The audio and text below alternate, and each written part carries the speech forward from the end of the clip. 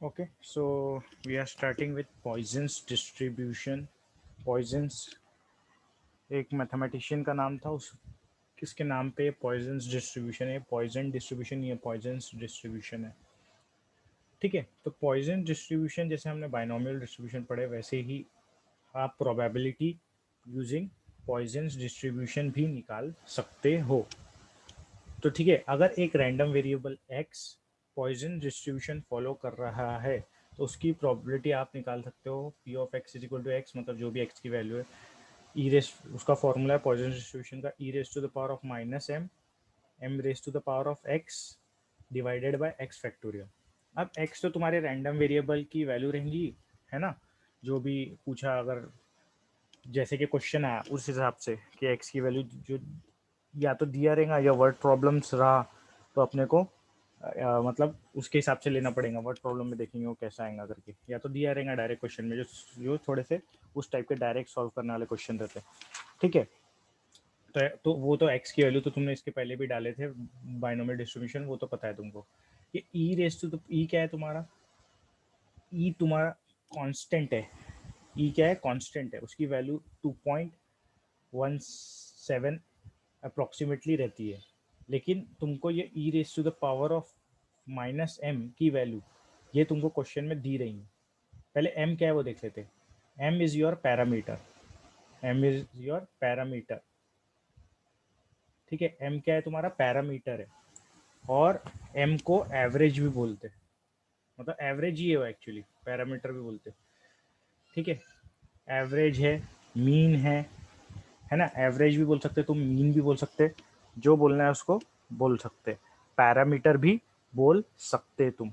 ठीक है, तो इस तरीके से एम क्या है ये पता है अपने को, पैरामीटर है। ठीक है, एवरेज है।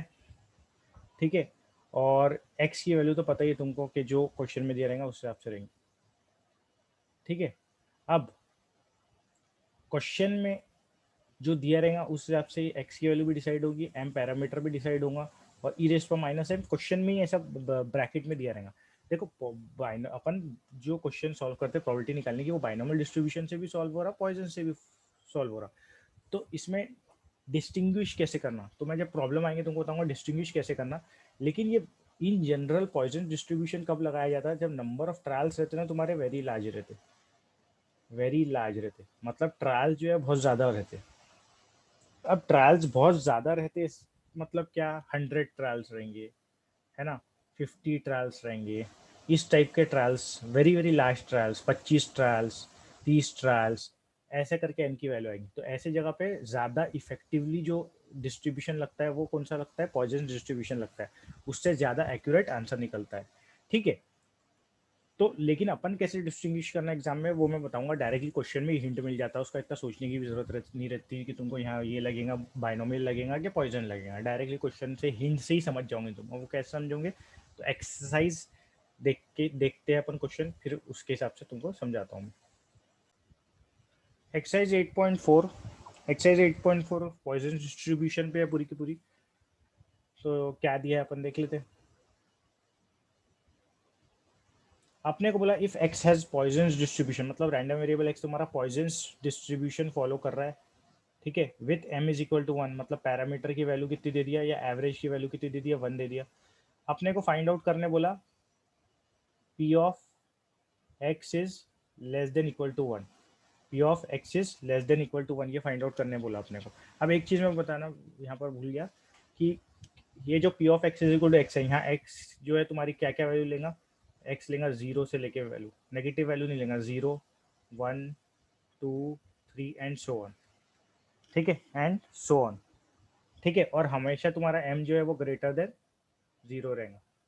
ठीक है, 0, 1, 2, 3 dot dot dot dot dot infinity तक के तुम्हारा एक्स वैल्यू लेगा। ठीक है, तो यहाँ पर क्या क्या फाइंड आउट करने बोला, वो x is less than equal to 1, less than equal to 1, equal to 1 से तो समझ गए तुम कि भैया इक्वल टू 1 पूछा मतलब 1 तो आना ही आना है। अब लेस देन इक्वल टू 1 भी पूछा उसने, क्या पूछा, लेस देन इक्वल टू 1। अब लेस देन इक्वल टू 1 पूछा अगर, तो लेस देन इक्वल टू 1 में क्या क्या आएगा, 1 तो आना ही है, आना है। 1 से लेस वैल्यूज भी पूरी आएंगी, तो 1 से लेस क्या होता, 0 होता, तो 0 तो आएगा ही आएगा। क्या आएगा, 0 तो आएगा, 1 से लेस होता ना, और क्या आएगा, तो 0 से और लेस क्या होता, 0 से और लेस होता नेगेटिव नंबर, तो नेगेटिव नंबर आएंगे क्या, नहीं आएंगे, क्योंकि मैंने यही बताया तुमको अभी, x क्या वैल्यूज लेगा, 0 1 2 3 4 ऐसी वैल्यूज लेगा। ठीक है, वन मोमेंट। तो मतलब अपने को ये फॉर्मूला जो है अपना पॉइजन डिस्ट्रीब्यूशन का, उसमें अपने को दो वैल्यूज डालनी पड़ेंगी x की, एक बार 0 डालना पड़ेगा, एक बार क्या डालना पड़ेगा, एक बार 0 और एक बार 1, तब जाके अपना ये सॉल्व होगा।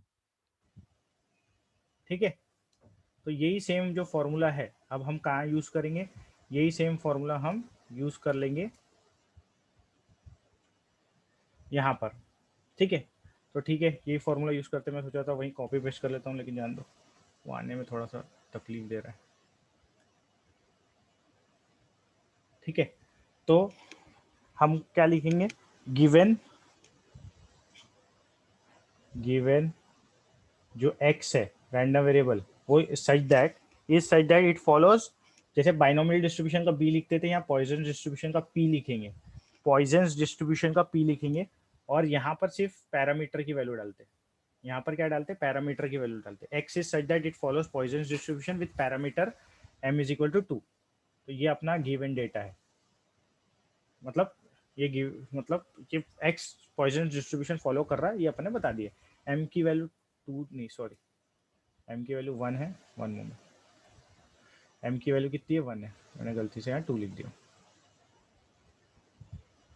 m की वैल्यू कितनी है, 1 है। ठीक है, अब आप क्या करेंगे, m की वैल्यू जो है वो पहले तो पूरा फॉर्मूला भी लिखेंगे, x follows Poisson distribution x is such that, formula भी लिख देंगे। उसके बाद ये अपने को निकालना है, तो इसमें ये फॉर्मूले में वैल्यू भी पुट ला देंगे। ठीक है, मैं फॉर्मूला लिखता हूँ, p of x is equal to x is equal to e raise to the power of minus m raise to the power of x upon x factorial. ठीक है, अब ये फॉर्मूला में 0 भी डालेंगे और 1 भी डालेंगे, तो probability of x is less than equal to 1 is equal to, पहले 0 डालो ये फॉर्मूला में, 0 के लिए सॉल्व करेंगे, तो 0 के लिए सॉल्व करें तो तुमने क्या आएगा, e raise to the power of minus 1, क्योंकि m की वैल्यू क्या है, 1, वो तो कांस्टेंट ही चलना है ना, तो माइनस साइन है तो -1। ठीक है, फिर m raise to the power of x, m क्या, raise to the power of x, m again क्या है तुम्हारा 1, तो 1 raise to the power of x, तो पहले मैं ये 0 के लिए सॉल्व कर रहा हूँ, तो 1 का पावर में क्या आ जाएगा, 0 आ जाएगा, 1 के पावर में क्या आ जाएगा, 0 आ जाएगा, डिवाइडेड बाय x की वैल्यू क्या है, 0, तो 0 फैक्टोरियल। ठीक है,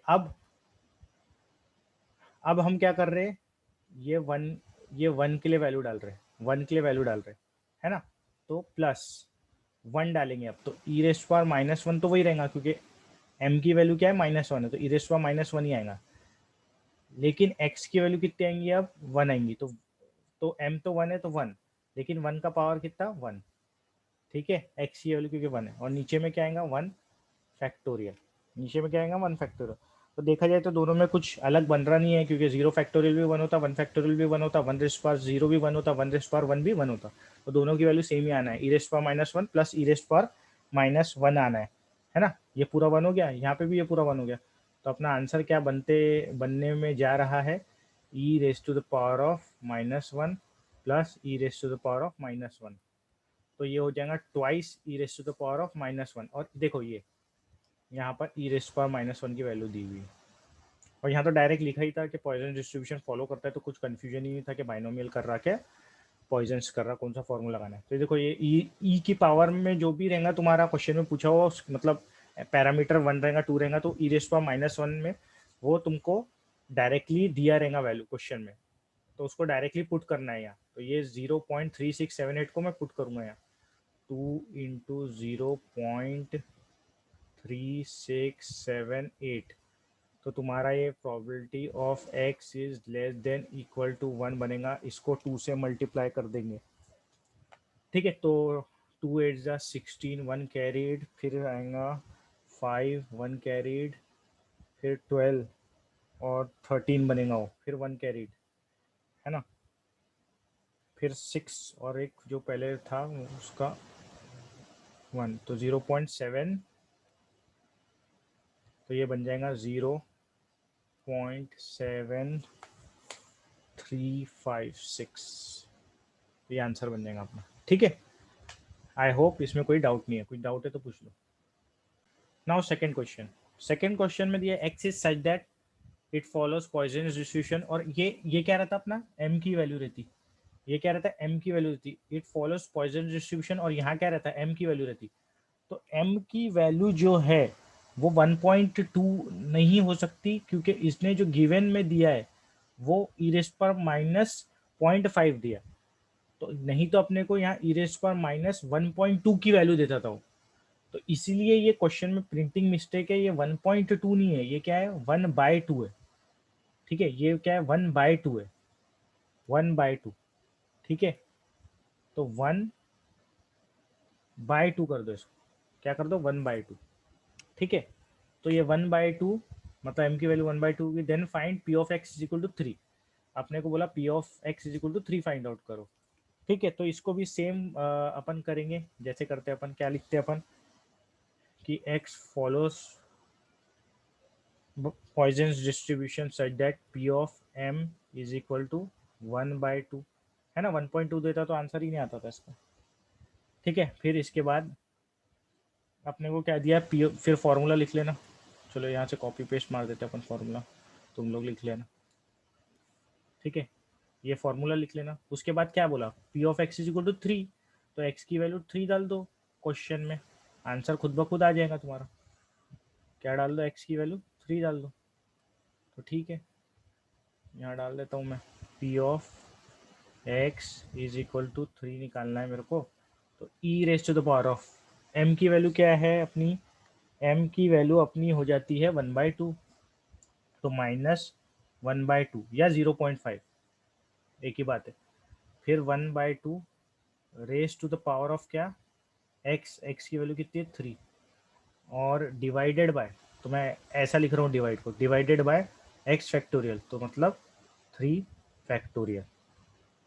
ठीक है, ई रेस पावर माइनस 1/2, 1/2 का क्यूब, हाँ इसके बाद ई रेस पावर माइनस 1/2। ठीक है, तो इज इक्वल टू, अगर मैंने यहीं थोड़ा सा लिखने की कोशिश किया, नहीं तो नेक्स्ट पेज पे ही आना पड़ेगा। ई रेस पावर माइनस 1/2 या ई रेस पावर माइनस 0.5 की वैल्यू यहाँ से लेंगे, यहाँ से उसकी वैल्यू है 0.6065, 0.6065 इंटू ये 1/2 का क्यूब है, तो 1/2 का क्यूब बोले तो कितना हो जाएगा, वो 1/8 हो जाएगा, है ना।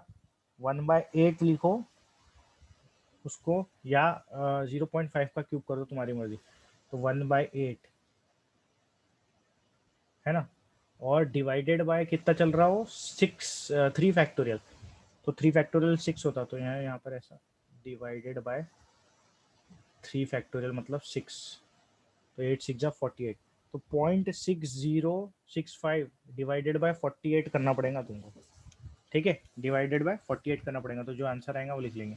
तो अगर इसका आंसर यहाँ पर अगर मैंने लिखा इज इक्वल टू, ठीक है, डिवाइड अगर किया मैंने, तो ये मैं कैलकुलेटर से कर दे रहा हूँ, फिर टाइम नहीं है, ये आ जाएगा 0.013।